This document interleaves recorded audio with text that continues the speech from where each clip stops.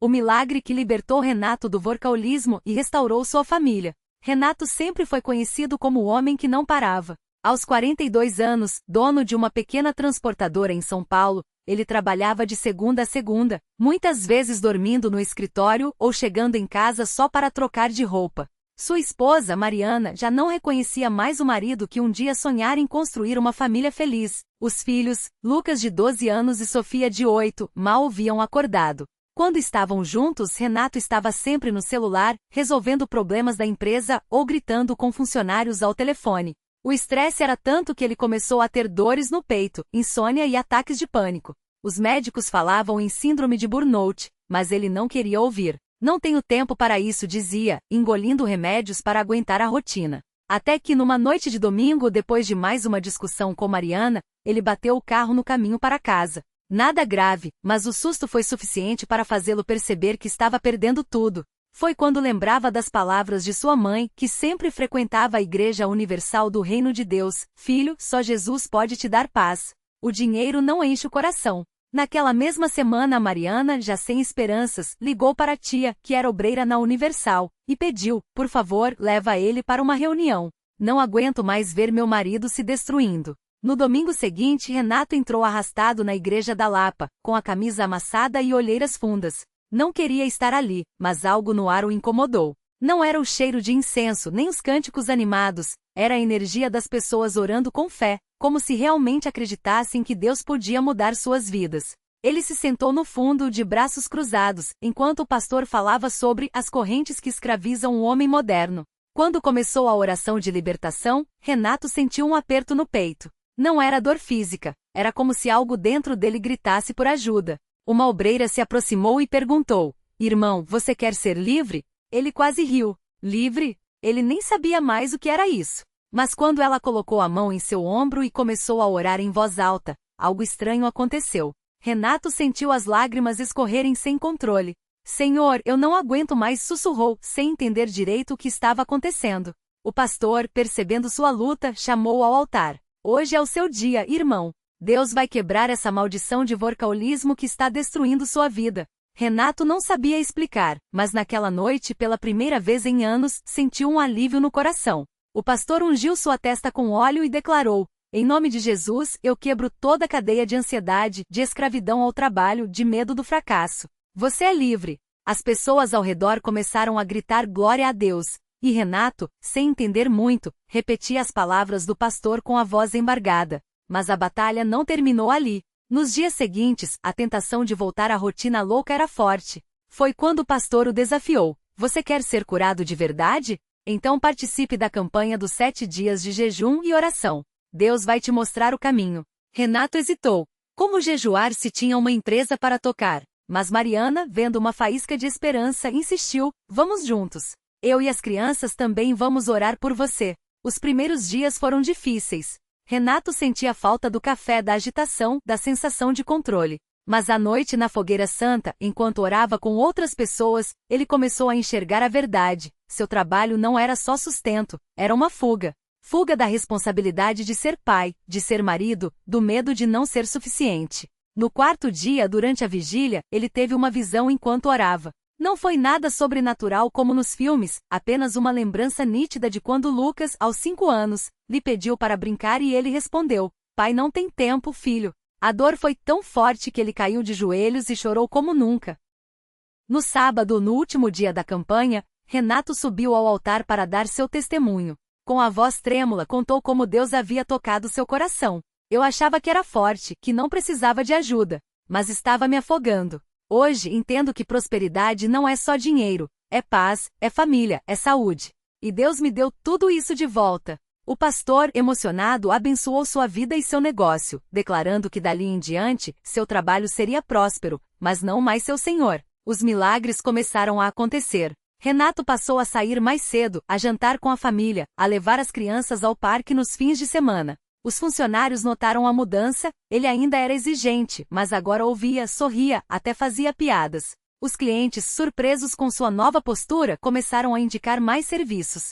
Em 3 meses, a transportadora teve o melhor faturamento da história, mas dessa vez, sem custar sua saúde ou sua família. O maior milagre, porém, foi no coração de Renato. Ele aprendeu que a fé não era só para momentos de desespero, era um estilo de vida. Começou a separar o dízimo e as ofertas com alegria, participava das correntes de oração, levava Mariana e as crianças aos cultos.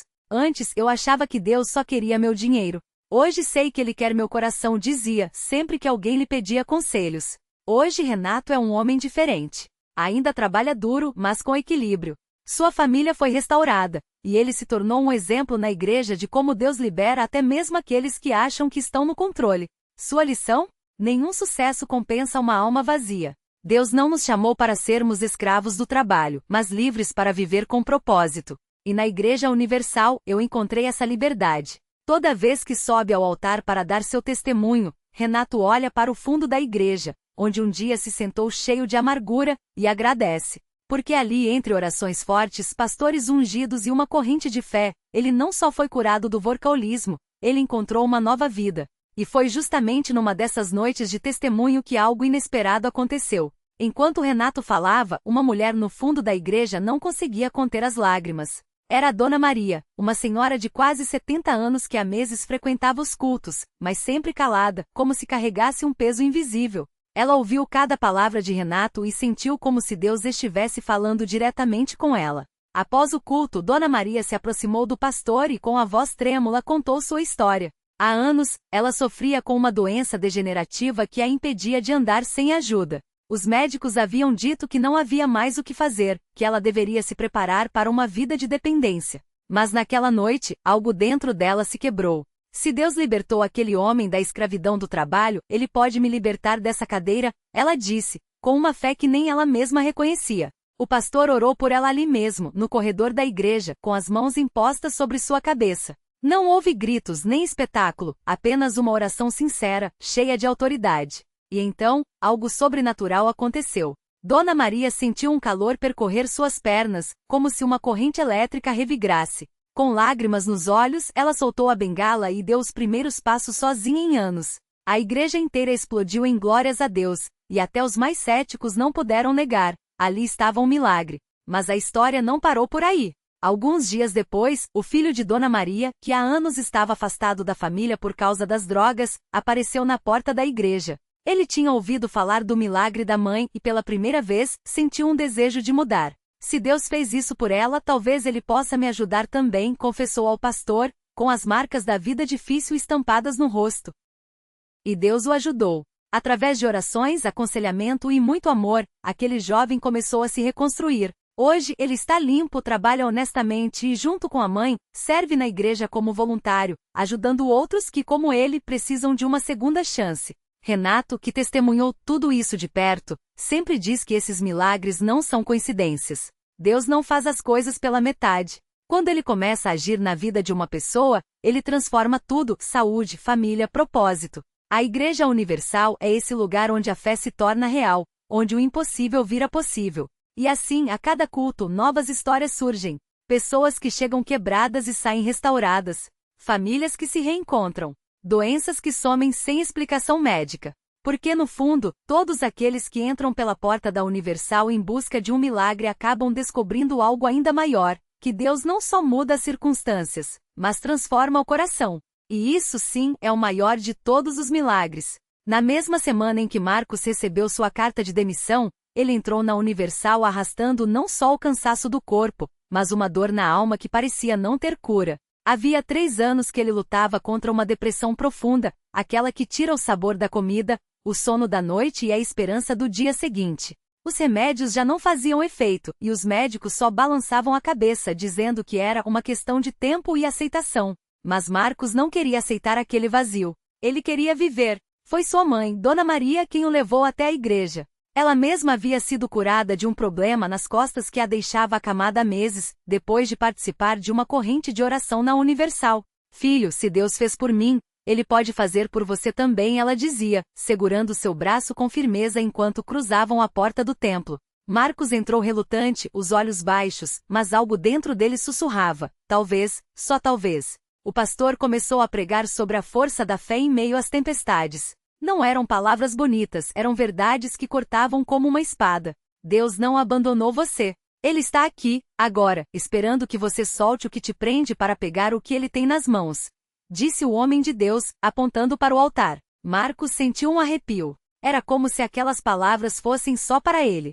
Quando o apelo foi feito, Dona Maria empurrou o filho gentilmente. Vai, meu filho. Jesus está te chamando. Com lágrimas escorrendo, Marcos se levantou e caminhou até a frente. Não sabia orar direito, não sabia nem por onde começar, mas quando o pastor impôs as mãos sobre sua cabeça, algo explodiu dentro dele. Não foi um alívio suave, foi uma onda de paz tão forte que o fez cair de joelhos. Ele chorou como nunca havia chorado, não de dor, mas de algo que parecia libertação. Os dias seguintes foram diferentes. Marcos acordava e pela primeira vez em anos, não sentia aquele peso no peito. As ideias negras que antes o perseguiam tinham sumido, como se alguém tivesse apagado uma lousa suja. Ele voltou à igreja no domingo seguinte, e dessa vez foi por vontade própria. Queria mais daquele fogo, daquele amor que havia sentido. Uma semana depois, o médico que o acompanhava há anos o olhou espantado. Marcos, seus exames estão normais. Não há mais sinais de desequilíbrio químico. Como você fez isso?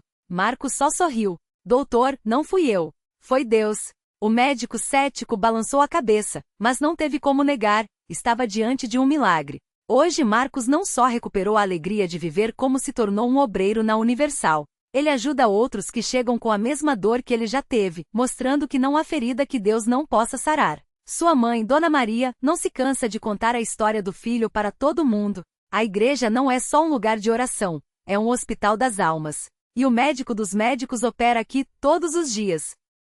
E assim como uma pedra jogada num lago, o milagre de Marcos gerou ondas. Sua irmã, que havia se afastado de Deus depois de um divórcio doloroso, voltou a frequentar os cultos. Seu pai, um homem duro que nunca havia pisado numa igreja, começou a assistir às pregações online e, aos poucos, abriu o coração. Até mesmo um colega de trabalho de Marcos, que zombava quando ele falava de fé, acabou indo a um culto depois de perder o emprego, e saiu de lá com uma proposta de trabalho melhor do que a anterior. Porque é assim que Deus age, ele não muda só uma vida, ele transforma gerações. E a Universal é esse lugar onde o sobrenatural se torna natural, onde o desespero vira esperança e onde, a cada testemunho, fica claro que milagres não são coisas do passado, eles acontecem aqui agora para quem crê. O impacto da cura de Marcos não parou por aí. Alguns meses depois, enquanto ele estava no culto de quarta-feira, uma mulher se aproximou chorando. Era a mãe de um menino de 10 anos que sofria de uma doença rara nos ossos, que o deixava acamado e com dores insuportáveis.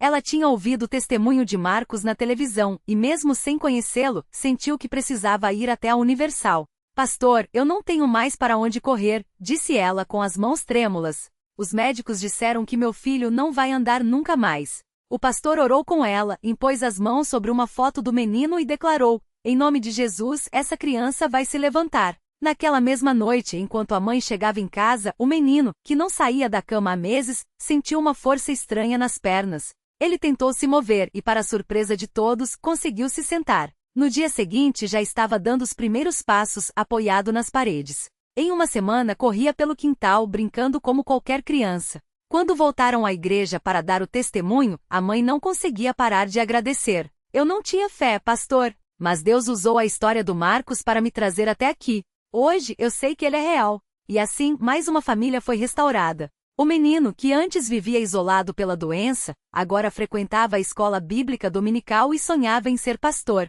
Sua cura não foi só física, foi uma transformação de propósito. Enquanto isso, Marcos continuava firme na igreja, agora como obreiro. Ele ajudava a receber as pessoas na entrada, sempre com um sorriso e uma palavra de encorajamento. Muitas vezes quem chegava ali com o coração partido saía com uma nova esperança só de ouvir sua história. Deus não faz acepção de pessoas, ele dizia, olhando nos olhos de quem desanimava.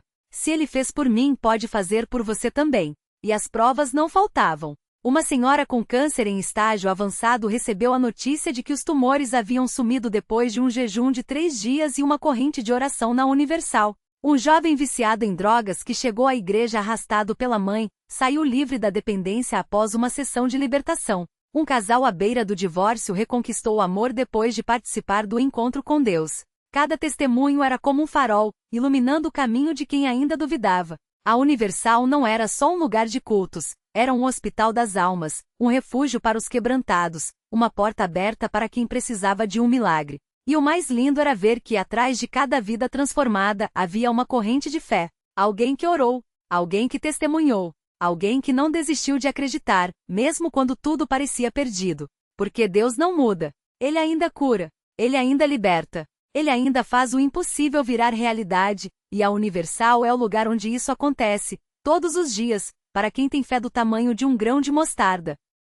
Naquela mesma semana, uma mulher chamada Marisa entrou pela primeira vez na Universal carregando um peso que ninguém via, mas que a esmagava por dentro. Havia 3 anos, seu filho Lucas, então com 7 anos, tinha sido diagnosticado com uma doença rara que afetava os rins. Os médicos disseram que ele precisaria de um transplante urgente, mas a fila de espera era longa, e o corpo do menino, cada vez mais fraco. As noites de Marisa eram de choro silencioso, enquanto o marido, desempregado e depressivo, se afundava no álcool. Ela já tinha ido a todas as igrejas que conhecia, já tinha feito promessas, já tinha até pensado em desistir. Mas naquela tarde, enquanto passava em frente à Universal, ouviu um coro cantando: Deus é fiel, Ele não falha, o que Ele prometeu vai cumprir. Algo dentro dela se mexeu. Não era esperança, ainda não. Era só uma pontinha de curiosidade, como um fio de luz em um quarto escuro. Ela entrou. O pastor estava pregando sobre a fé que move montanhas, e Marisa sentiu as lágrimas escorrerem sem controle. Quando veio o momento da oração, ela levantou as mãos trêmulas e pela primeira vez em muito tempo, falou com Deus sem raiva, só com dor: Senhor, o Senhor vê o meu filho. O Senhor sabe que eu não aguento mais. Se o Senhor existe mesmo, me mostra agora. Naquela mesma hora, a 200 quilômetros dali, em outra cidade, um homem chamado Roberto acordou de um sonho estranho. Ele nunca tinha sido religioso, mas no sonho, ouviu uma voz clara: vá à Universal. Você tem algo que pertence a uma criança. Roberto era compatível para a doação de rim, algo que ele só descobrira em um exame de rotina anos antes, mas nunca tinha pensado nisso. Ao acordar, ligou para a mãe, que era membro da igreja, e perguntou o endereço do templo mais próximo. 2 dias depois, Marisa voltou à Universal com Lucas nos braços. O menino mal conseguia andar, e seus olhinhos, antes brilhantes, estavam opacos de cansaço. Ela não contará a ninguém sobre a oração, nem sobre o desespero que a levou até ali. Mas quando o pastor chamou os que precisavam de um milagre na área da saúde, ela subiu ao altar com as pernas bambas. Foi então que Roberto entrou pela porta dos fundos. Ao ver Lucas, seu coração disparou. Esse é o menino, ele soube na hora. Sem dizer uma palavra, aproximou-se do pastor e sussurrou: eu vim doar meu rim para essa criança. Marisa não acreditou. Os exames foram feitos em tempo recorde, e a compatibilidade era perfeita. Uma semana depois, Lucas estava na mesa de cirurgia e Roberto ao seu lado, orando com a família. Hoje, Lucas tem 10 anos, corre, joga bola e não precisa mais de medicamentos fortes. Roberto se tornou um irmão de fé para a família, e Marisa, que jurava nunca mais pisar em uma igreja, agora é obreira e traz outras mães desesperadas para conhecerem aquele que ouve o clamor do coração. Eu pensava que Deus tinha me abandonado, ela conta, com os olhos brilhando. Mas ele só estava preparando o milagre do jeito dele. E a Universal foi o lugar onde ele escolheu me encontrar. E assim, mais uma história se juntava à corrente de fé que nunca para. Porque Deus não escolhe os capacitados, Ele capacita os escolhidos. E na Universal, todo dia é dia de ver o sobrenatural acontecer. O milagre se completou quando, no aniversário de 10 anos de Lucas, o médico, o mesmo que anos antes dera o diagnóstico sombrio, o examinou com lágrimas nos olhos. Não há explicação médica para isso, admitiu, segurando o prontuário fechado. Seu filho está curado. Não era remissão, não era sorte. Era a assinatura de Deus em uma vida que os homens já tinham desistido. Naquela noite a família se reuniu na Universal, não como suplicantes, mas como testemunhas. Lucas, com seu sorriso de dentes faltando, correu pelo altar como se quisesse abraçar o mundo. Marisa, agora com um crachá de obreira no peito, segurou as mãos de uma mãe chorosa que acabará de receber um diagnóstico parecido. Eu também achei que era o fim, sussurrou, apontando para Lucas. Mas olha o que Deus fez com o meu impossível ponto. A reflexão que ficou é que os milagres não são apenas sobre curas, são sobre reencontros. Deus não resgata só corpos, Ele resgata esperanças. Roberto, o desconhecido que se tornou irmão, ensinou sem palavras que a fé não é um monólogo, mas uma corrente. Alguém ora por você hoje para que amanhã você seja a resposta na vida de outro. A lição? Deus não evita a tempestade, mas entra no barco com você. E às vezes o não que dói é só o silêncio antes do sim, que transformará sua dor em testemunho. Na Universal, aprendem isso não em teorias, mas em lágrimas enxugadas e abraços apertados entre quem já viu o sobrenatural no nome de Jesus. Porque no fim, milagre não é exceção, é a regra para quem insiste em crer. E essa família, agora multiplicada em outras histórias, sabe? Deus não escolhe os perfeitos, Ele aperfeiçoa os que o escolhem.